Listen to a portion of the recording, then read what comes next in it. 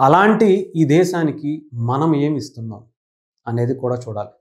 అందుకనే నా నుంచి ఒక చిన్న విన్నపం మోదీ గారికి కానీ, ఆంధ్రప్రదేశ్ అలాగే తెలంగాణ ముఖ్యంగా సెంట్రల్ గవర్నమెంట్‌కి, ఎన్‌డీఏ కూటమి ప్రభుత్వానికి, భారతదేశ ప్రభుత్వానికి ఒక చిన్న విన్నపం. ఈవెన్ కాంగ్రెస్ పార్టీ అలాగే మిగతా పార్టీలన్నిటికీ కూడా ఇదొక చిన్న విన్నపం. ఇప్పటికే చాలామంది అనుకుంటున్నదే ఇవి నేను చెప్తున్నా. ఎందుకంటే ఎన్నో ట్యాక్సులు చూసాం భారతదేశంలో. చెత్త మీద పన్నేశారు, ఇంకొక దాని మీద పన్నేశారు, ఇంకొక దాని మీద పన్నులు వసూలు చేస్తున్నారు. స్టేట్ జీఎస్టీ, సెంట్రల్ జీఎస్టీ ఎన్నో చేస్తున్నాం. సెంట్రల్ గవర్నమెంట్ కూడా ఆర్మీకి సంబంధించి సెపరేట్‌గా ఒక బడ్జెట్‌ని కూడా కేటాయిస్తూ వస్తుంది.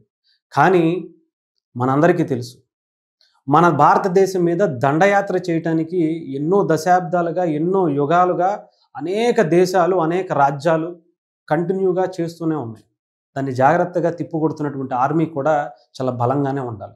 ముఖ్యంగా మన పక్కనే ఉన్నటువంటి ఉగ్రదేశం పాకిస్తాన్, ఇంకొక పక్క గోతికాడ నక్కలా కాచు కూర్చున్నటువంటి బంగ్లాదేశ్, చైనా అనేకమైనటువంటి దేశాలు.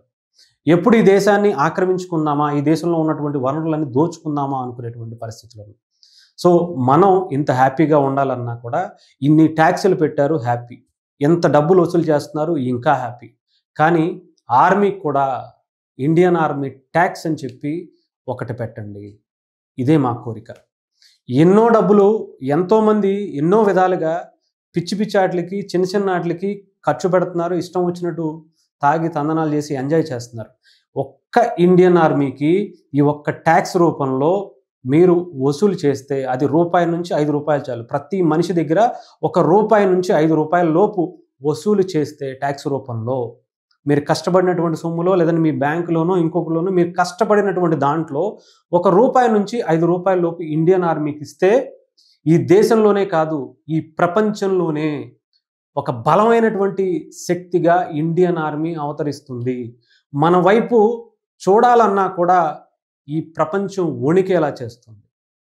దానికోసం ఒక బలమైనటువంటి నిర్ణయం అన్ని రాజకీయ పార్టీలు కలిసి ప్రాంతాల వారీగా, మతాల వారీగా అందరూ ఒక్కతాటిపైకి వచ్చి ఇండియన్ ఆర్మీకి సపోర్ట్ చేయాలి. ఇలాంటి బిల్లును కూడా ఒకటి అక్కడ ఉన్నటువంటి కేంద్ర ప్రభుత్వం మోదీ గారి సారథ్యంలో పెట్టాలని కోరుకుంటున్నాం.